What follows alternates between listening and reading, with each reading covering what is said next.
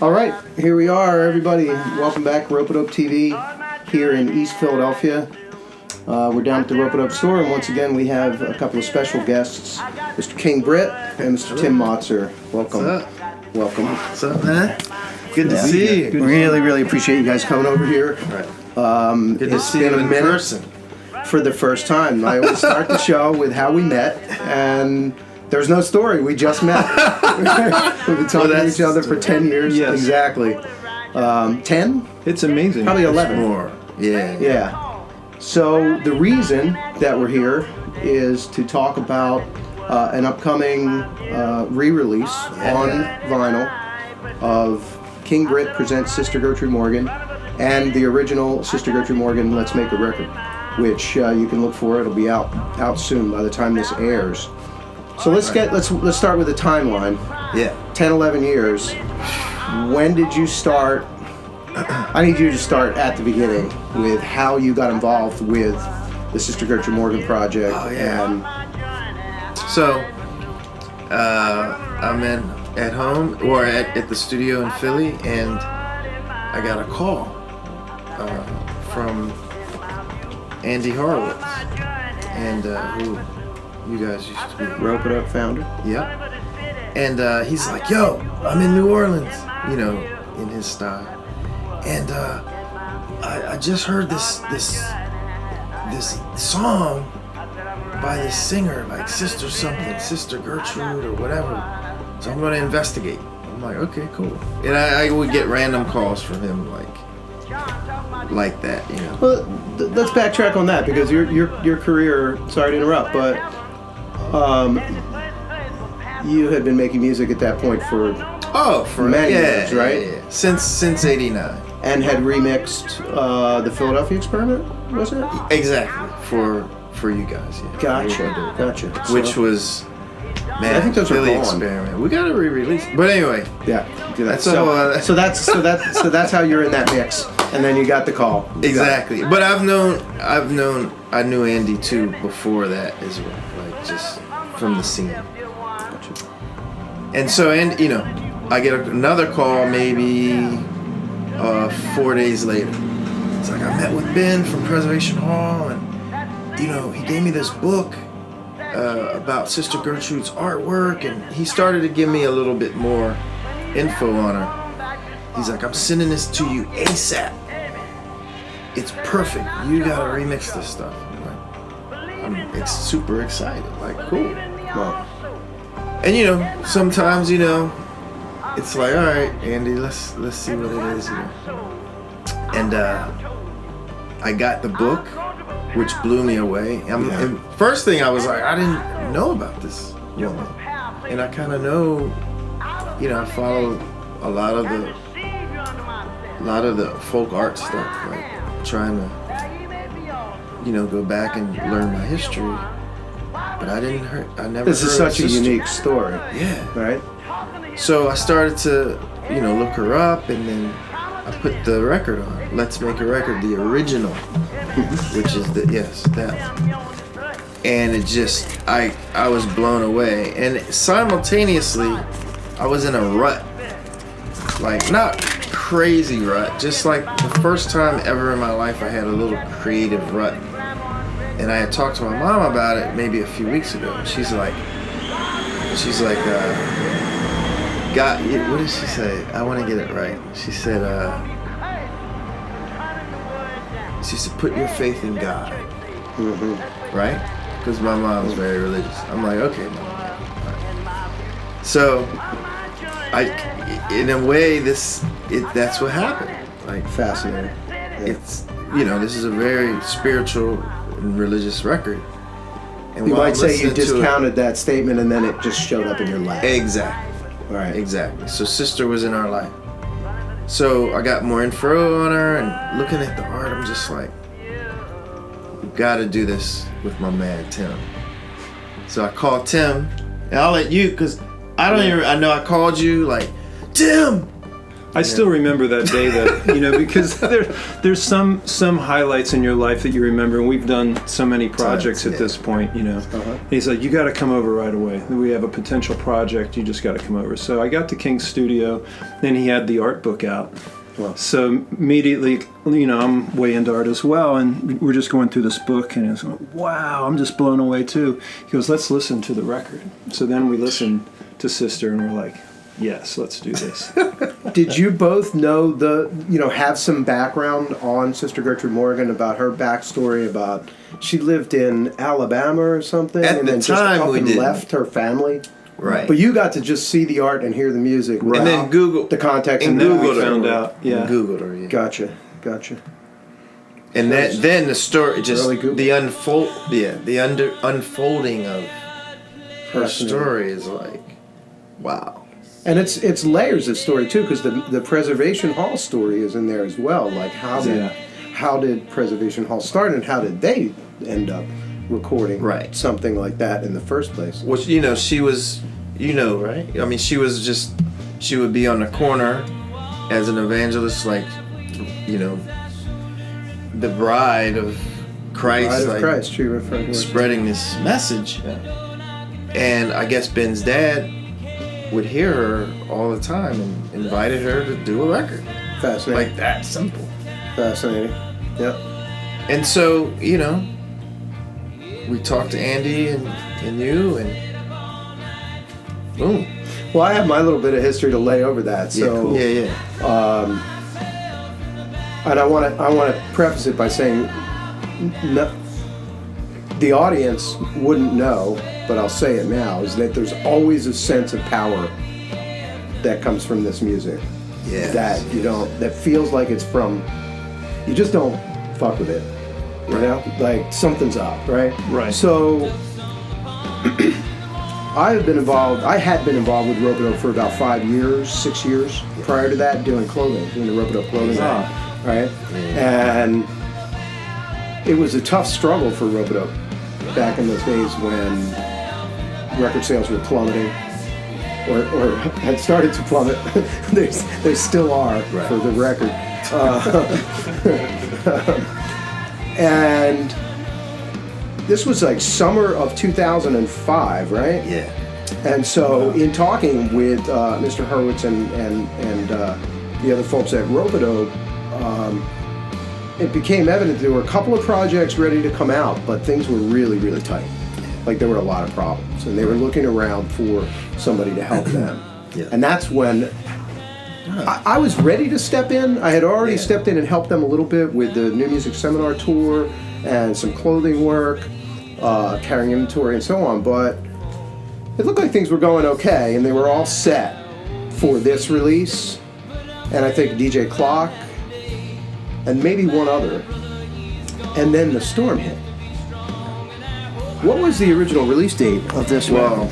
We finished before the storm, because this album started to become kind of a soundtrack for a lot of the like NPR, like little news stories about the storm. Right, I believe, and we need to check it, but I believe that this was scheduled for either the Tuesday or the following Tuesday after Katrina, and then the storm hit. I think that was right at that time. Wow. And so suddenly, and I didn't think of this at the time, but as I look back on my history with Ropeadope, that was a really pivotal moment, because that was the point at which we all sat down and said, we need somebody to step in here, we need help, and that's when I got involved. But I didn't fully understand the power. You could sense it in the music, but I didn't understand like the immense power that this record, both of these records, would have over time. But as I look back, that's the moment. Wow. And the impetus for me to be fully vested and involved with this company. That's when we did the New Orleans campaign. All of that happened, and I can imagine at the time, I don't recall, but they were using that as a sort of a soundtrack when they were talking about the storm. Right. Yeah. Things like that. Yeah, on a few of the shows and that sort of thing. Fascinating. So I just want to explain real quickly. So you basically, you really didn't remix this. No, we reproduced it. Right. So you took We the original brought- masters. Right, so we had the original master 2-inch, then put to DAT, and then we gave it to Jeff Chestick, who is a fantastic Philly engineer, legend. Okay. And I I'm not said, familiar. Jeff, man, how can we get this in time? Because, sister's playing live, singing, and the timing is all over the place. And to do what we needed to do, I needed it kind of on a grid, not loosely on a grid. So Jeff put it in, did his magic in Pro Tools, and got everything in a grid. We brought it in, and at the time, I wasn't using Ableton yet, I was using Logic. Okay. We're getting geeky with the software, but That's, yeah. Yay. You know what I mean? And so we put it in Logic, and then we treated it as, we wanted to do the record as if Sister was in the studio with us. Wow. Which she was. Mm-hmm. Spiritually, she was totally there. And that's how we just started the record. Like, she's in Did there you with us. hear something right away? When you heard her songs, did you, did something just spring to mind immediately? about Totally. How you would, Yeah. Because Wow. there's a certain feeling you get, what you were saying, when you hear the original. And just from remixing tons of stuff, you automatically, and as a DJ, I'm already putting beats It's right there. underneath. Got it.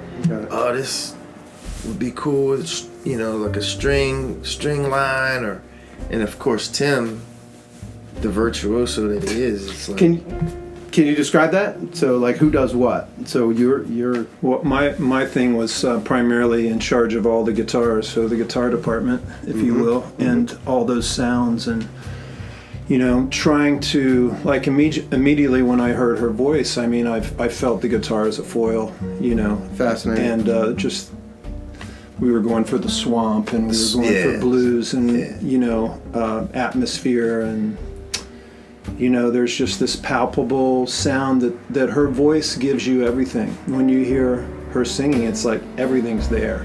So it was just like, you're in the band, we're in her band. right, That was we're in that their for band. That In was the the studio. idea. So we're just trying to set her up and Wow. add all the spice and all the flavors and stuff that her voice already is communicating in a way, And also the knowing New Orleans Sure. and bringing the spirit of New Orleans into it with tones, of course, Right. but also the sound, electronic sounds. The gumbo, the new gumbo. The new gumbo. Bringing that. That's where, yeah. Yeah, Got it. The Bringing new that gumbo. into play. Yeah, I mean, to me, it stands out as from New Orleans, but not like what my mind is trained to expect Through the lens of Philly. when I think Yeah. of New Orleans. Right. Right through the lens of Philly. A tale of two cities, Yes. right? It's a good thing. That's just amazing. And I want to bring up that, in those 11 years, this record, there's so many things that we do to try to sell records and to make money for artists, licensing, and it's always a push. It's just like, it's Right. like pushing rocks uphill, boulders up giant hills that you can't see the end of sometimes. And a lot of work went into this, but at the same time, it always just seems to kind of flow back around where something reward. works with this record, Yeah. right? It's her. Like, we say it all the time. It's her. You've mentioned that to me before. It's like, Sister Juju, right? yeah, Like it's just a power that. it just keeps on giving. Yeah. The gift. It's like films, and then David Dallas sample. Well, that story is crazy. Yeah. So Well, maybe we should go through each one. things that this album has kind of manifested. So on licensing, right? On licensing. There was the movie Miami Miami Vice. Vice. So that story's crazy. Go. So Michael Mann, I'm at Winter Music Conference with Greg at the time. Greg Lucas was Miami my or manager. New York? We're in Miami. Miami, yeah. Greg Lucas at the time was my manager Yeah. with Steve Cohen, who does like Larry Anderson and all these people. And Greg had just started with Steve. But now, fast forward now, Greg is Preservation Hall's like road manager. Mm-hmm. And it all came from this story. Wow. Anyway, so we're in Miami. I get this call, like, you know, Michael Mann's office, you know, he wants to talk to you about, you know, doing some music for Miami Vice. I thought it was a joke. I'm like, okay, yeah, all right. And got the info. I said, Greg, you know, we're on the beach, like, it's winter music, girls, whatever. And I was like, yeah, there's somebody who was talking about Miami Vice or whatever.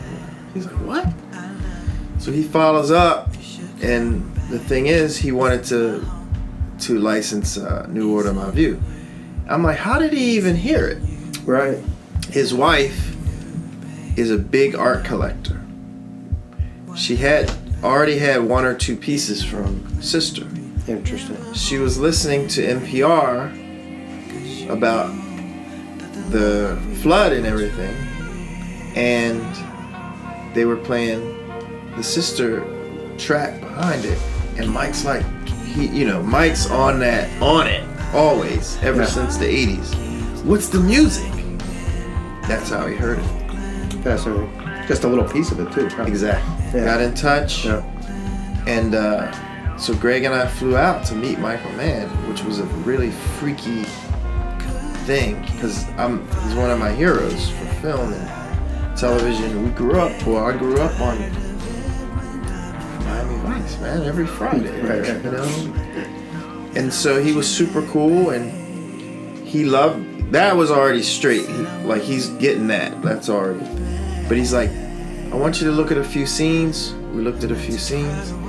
He's like, could you score these with that sound? I'm like, yeah, of course. That's like amazing. sweating. That's Like, amazing. I'm like, Always just say yes, I can do that. always. Yes, I can do that. First rule. That's how I got here. Right. And then after the meeting, I'm like, Tim, yo. I remember. And And so got back together, home. you guys also did Oh yeah, all that oh yeah, together. yeah. It makes perfect. Whenever it's sister I mean, we do almost everything. We haven't recently, but we got to get back. I'm projecting it out for people who don't know. Exactly. Right. You know, who are watching this. Right. Who would be Tim and I, watching. we've done, you know, So much. been on the Silk 130 stuff, like everything. Mm-hmm. Everything up into maybe 6 years ago. He's on everything. Remixes. There's no way I could ever do a Sister track without Tim. It's just, this is us. We're like one person. that experience of creating this. Right. So first thing, if that's what Michael Mann wants, then Tim and I are gonna do it together. So I called Tim and then brought the scenes home. Boom. Finished them a few days, a week or so. Yeah, Sent it to him. pretty much. He pretty much loved them. There were some tweaks, Right. but man, it was pretty quick. I don't think I ever saw the film. The film is interesting. I'll say If that. everything were as This good is, as the music, we would still be. Yeah, it's interesting. Watching it. But our scenes, the music worked really well with the scenes. We were proud of that. So on from there, it went Yeah. to True Blood. True Blood. They even named the episode after the song. Yeah. New World in My View. Yep. The first season, last episode, massive. Amazing. Yeah, it was big. Next level. Took it to the next level. And I think that opened the floodgates for all these smaller licenses. Everybody kind of gravitated to that song. And it happens that way. The David Dallas thing, and I'm going to move quickly for time. All right. We got an email. We probably got it simultaneously. Here's this track from this rapper in New Zealand. Yeah. And the first recording was a standard rap track. Yeah. And was absolutely not appropriate Right. for the sanctity Right. of Sister Exactly. and what you had done. Exactly. So we said no. Exactly. And within 2 weeks, I was like, look. it was less than 2 weeks, he came back with a new track. Yeah, I said, look, the content, it's not right. But if you do, try to do the lyrics in a different context. So you did suggest it? Yeah, I don't remember. Absolutely. I don't remember suggesting. I just remember us going, no, totally. that's not going to work. Because I talked to Ben like, yo. He's like, yeah. And I was like, I'll hit him up, and then. And what he came back with, killed it. Just amazing, right? Yeah. Just the video. amazing. So powerful, so positive. Yeah. And it just strikes me of what a world, New Orleans to Philadelphia to New Zealand. Yeah. And people are feeling the same message and putting it out there. Universal language music. So we're going to have this on vinyl for the first time in history. That's so exciting. I'm thinking it's out in another month or two. Wow. Probably by the time this airs, it'll be available in New Orleans and then at really some very select places.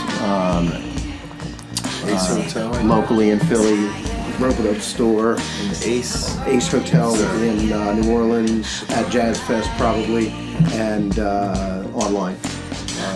So I want to jump back real quick. I was having a conversation in the car driving the kids to school this morning, and one of the kids brought up some of these futuristic shows, where future is now the present shows that are on. I think it was talking about Black Mirror or something like that. Black Mirror. Yeah.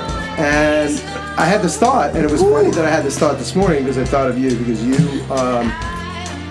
present yourself as an Afrofuturist. Yeah. I mean, or have at some point. the thing is, I've been who I am since my existence, right? But this term Afrofuturism has gained momentum over the past few years, so everyone kind of puts me in that category, which I'm proud of. I'm cool with the whole idea, but I never. Well, here's the weird question that I have, and I don't mean to put you on the spot with that, but the question that came up for me is, it's like all of this pre-paving of what the future is supposed to be like is kind of here now. You know? Yeah. So now the shows seem to be just like we're in the... Because what the kid said was like, well, it's not really based in the future. And I noticed suddenly about these shows that they're not really based... They don't set it up anymore. They don't have the, somewhere in a galaxy far, far away, or 2050 AD, or they just go right in and it's just now. Somewhere. Yeah. And so I get the thought that came to my mind was, how much of today was pre-paved by futuristic novels and music and everything? Are we living that? Sci-fi. Are we living sci-fi? And is the future, is it here now? And so, clarifying the question, for Afrofuturism, is there still a long timeline, or is it feeling like it's like right here? I mean, there's no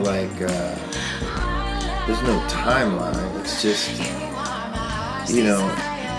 as a black person in America, well, I'm speaking of myself and others who are here in America, like, through the generations, we always felt a sense of displacement, just because we were brought here.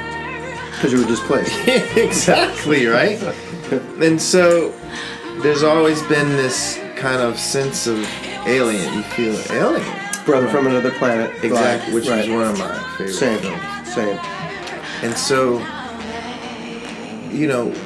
as a kid, I always looked at Star Wars, different sci-fi things, Flash Gordon, all this stuff, as there's possibilities.